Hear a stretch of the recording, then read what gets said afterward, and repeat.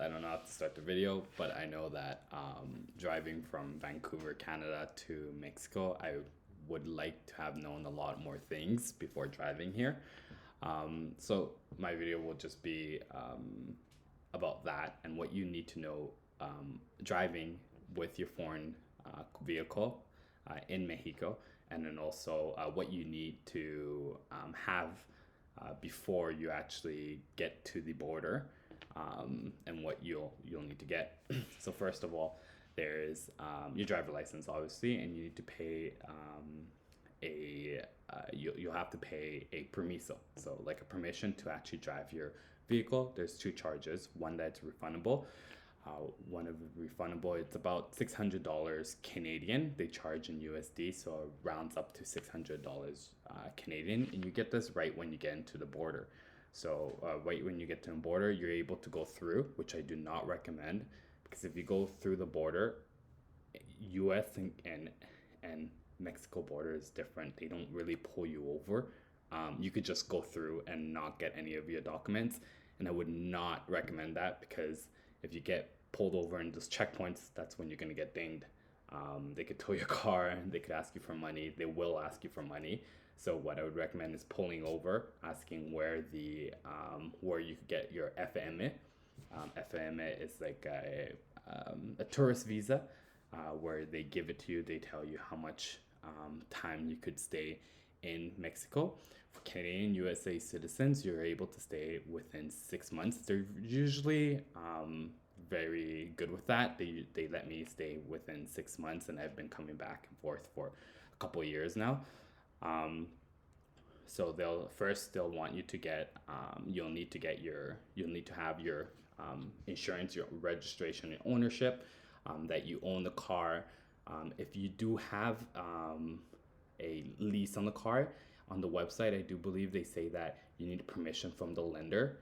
They did not ask anything for that from me. They just asked if I was the owner. I said yes. I give them my registration from ICBC. It's called in BC, and that's about it. They'll ask you for your driver license, your passport. You'll have to pay two fines, like I mentioned. One is $600, which is refundable once you leave the country. The other one is about $50. I'm not sure what it is. I think it's just like a tax for bringing your car over. And that's about it. So you'll need your driver license, your registration. You'll need, they ask for proof of insurance. This is the part where I did not know. So they ask for proof of insurance, but on the website, but the people that I went to, which was the border of, the border would have been called, I'll put it down in the description because I totally forgot. Puertos Escondidos, I think. They did not ask me for insurance, but I highly recommend getting insurance. As a Canadian, when I looked on the websites for insurance, they all look like, I don't know, they did not look genuine, and they all based off like Americans, like Geico, all that, and you needed like to be an American, which was really difficult for me to find. So I found an insurance provider called Baja. It'll be right here, Baja Bound, and you literally just click what you're gonna get, and it's two types of insurance that you could get. You get the cheaper one, which is liability insurance, which is obviously just if you hit someone, they're covered, your car is not covered, or full liability insurance, which is everyone's covered. I would highly recommend getting the full liability insurance. Driving in Mexico can be difficult in general. There's when there is rain, every like they go like the roads here are not they don't drain as well, so it's high possibility that you could get in a car accident. I would just get the full insurance, just keep it safe. They actually didn't ask me for it, so I'm surprised about that. So if you go and go to the place and they don't ask you for it, then whatever. And what you could do if you really want to save money and you don't want to use the insurance, you could actually go there, see if they ask for you it. And if they don't, then good. If they do, you could literally just go on the website, do it right there, and you're covered for that day until however long, and you pay it there. So it's not a big deal.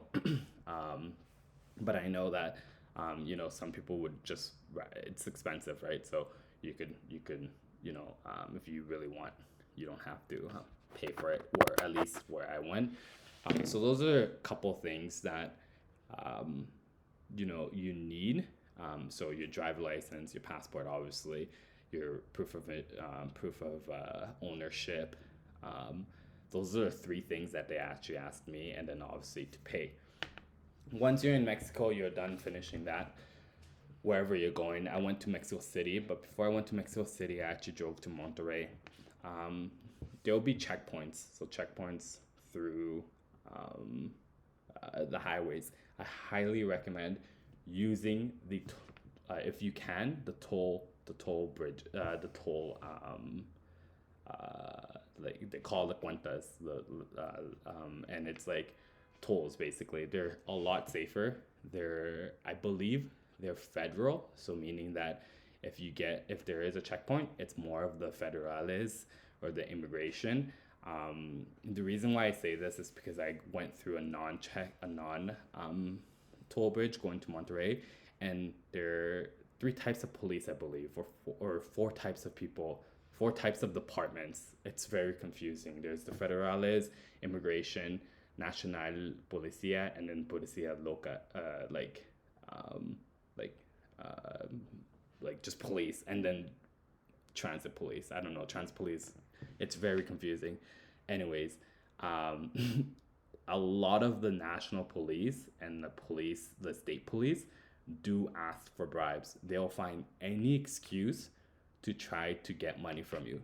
You do not have to give them any money. They can't, if you're not doing anything right, you have your papers, they cannot tow your car. All of that is just a way to intimidate you to give them money.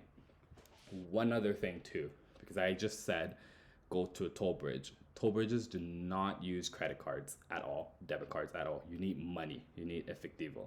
They'll only from here, from at least from Puerto, the border from Puerto Escondido, I believe, to Monterrey. It was about a 5-hour drive. The tolls are about 600, I would say 800 pesos. And then from Monterrey to Mexico City, it's about another 900 pesos.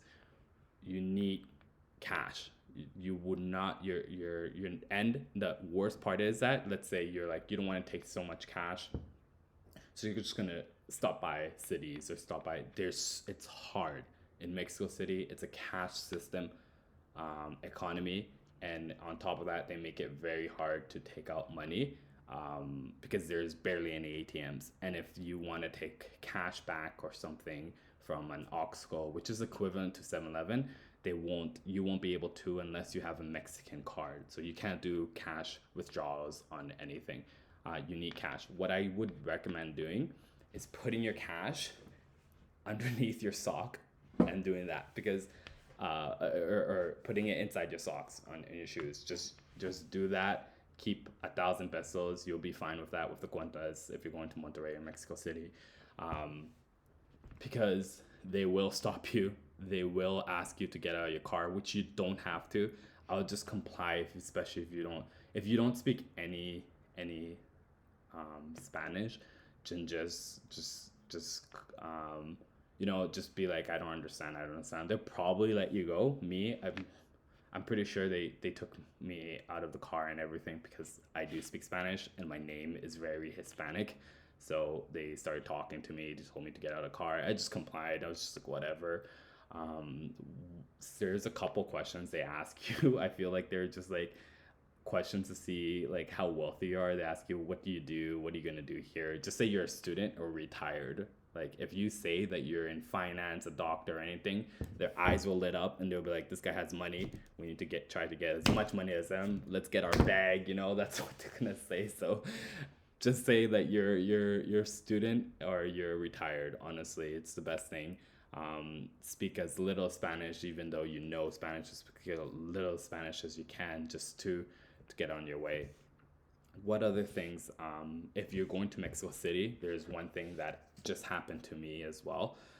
is that there is a no circulation day, and this is for everyone, for Mexicans, no matter if you have a foreign plate. That's why I'm talking a foreign plate. My plates are from Canada. No matter what, it's for 1 day of the week. You cannot drive your car if your numbers end with. I'll show the link as well. But let's say, for example, if your plates end with a 5 or a 6, Mondays you can't drive. Or 7 or 8, Tuesdays you can't. 3, or if your plates end with a 3 or 4, Mercules you can't. If your plate ends with a 1 or 2, Thursdays you can't.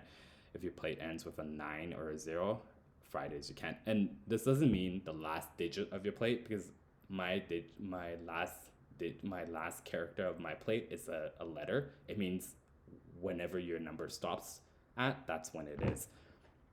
These are everyday. If you are driving and you have one of these numbers, I guarantee that they're especially I think it's only in Mexico City and surrounding areas. Mexico City and Estados, the police will stop you. I've been stopped 3 or 4 times because of this. They'll try to ask you for money. If you are at 9 or if you are driving at one of these days, I got lucky and I told them that no, because I'm a Canadian and with a Canadian plate, I'm exempt from it. I'm not. You're not. If you're Canadian or US, you're not exempt from this. What I would recommend, and especially if you're gonna stay and live in Mexico for a long time, is to get the hologram. There's like a hologram where you go to the places. You get a hologram. They test your car, and they'll most likely, if you have a newer car, they'll put that they won't put a restriction on your car. Okay. One thing about that is that I've had troubles finding that place. I was just like, what is this? I did not know. I'm trying to find it right now. Give me a moment here. So if you Google Verificentro, so Verificentro in Google, you'll be able to find one of these places, and you go in. Basically, they'll ask you. So for these guys, they'll ask you everything. They will ask you for your ownership of your car. So if you're leasing your car, they're gonna ask you for a letter of the car. Like these people, I went to, 3 or 4, because I was wanting to do it on the day that I wasn't able to drive. And again, if you go to Mexico and it's a day that you shouldn't drive, there is an exception where you pick. It's called a Turisto pass, and it's like basically for 14 days. You can pick it for 14 days or 3 days. It's a website. I would recommend doing this before, if they're like a day before you are driving, and that you are not supposed to. The reason is because they're very slow. Mexico is very slow. Their emails take about an hour or 2 or 3 hours. So if you're stuck in traffic, or if you're trying to do this, while waiting for getting your, they won't. First of all, they won't. The verification center won't accept your car if you don't have it. So you'll be parked and you'll be waiting for 4 hours. I'm not kidding. It took me like 5 hours. It's free, by the way. You have to just register your name, register your plates, and that's it. And you're able to drive 14 days. You could pick 14 days or 3 days without restrictions, because you're Canadian or American. It only applies to Canadian and American. You have to print out this paper. You print out the paper as well. Everything is paper-based. Everything is cash-based. It's like, if you show them on your phone, it's going to be like, no, I don't know if it's true, blah, blah, blah. Like, don't give the police any excuse to get money off you. Just print it out. But the point is that it does take really long to get that email. So just do it a day before. I did it the same day, and I'm not kidding. It took me like 5 hours just to get like 2 emails to finally register. And then I had to find a place to print it out, which you could get at Office Depot or something like that. So yeah, you get this paper. I'll just print it out. But anyways, you have to go to the Verificentro to get the hologram, and then they'll just test out your car. I actually haven't done it because, as I mentioned, I did not know this. So I got the 14 days. I'm gonna go back and get it. I'll update on the cost of it. My car, again, it's like a Honda Civic 2020.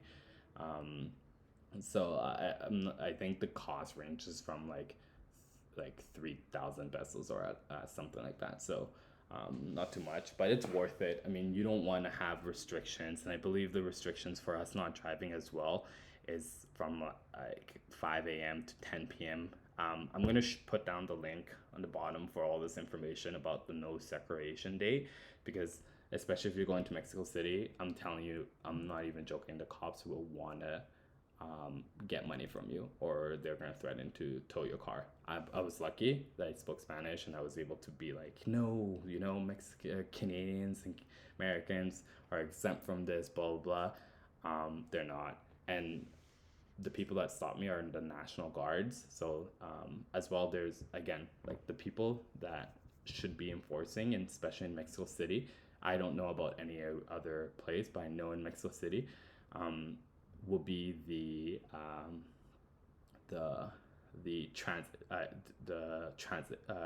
it'll say they're yellow cars, and it'll be like transit police, como transit police, yeah. And then there's the state police, and then there's the police, and then there's the National Guards, which they usually don't stop you. So if they stop you, they really can't do anything. They'll just hold you and ask you for money. But it shouldn't be like that. I also want to mention there is an app called Mi Policia. I'm gonna put it here. It's really Mi Policia. So this is Mi Policia. Over here, you're actually able to look around Mexico City. It's specifically for Mexico City. I'm not sure if any other cities have this, but it's specifically for Mexico City, and it tells you exactly. For example, if you want to ask for their badge number, it tells you their badge number. They're the badge, and it tells you if they're legit and everything, and if what they're able to do. If they're able to ticket you, they're able to tow your car or not. It's very useful. When you bring it up too, like most of the time when the police bring it up, they'll be like, okay, like shoot, okay, it's called Mi Policia. I'm gonna put it down in the description too. It's very helpful. I kind of went fast on this. I really didn't know what to say. I just felt like searched up on the internet so much, and there's so much different information, and not a lot of content on it. So that's my trip to Mexico City and Monterrey. I haven't been in Monterrey for a long time, so I don't know what it is, how it's driving here. I am here now, so I will update you guys on how driving in Monterrey is. But in Mexico City, that's how it is. And yeah, and also don't drive at night. That's one thing that you shouldn't do. Don't drive at night. It's just not in a toll, not in a non-toll, because there's going to be police. And Mexico City, unfortunately, it's a lot of corruption, and it's just low pay, right? They're trying to make a living.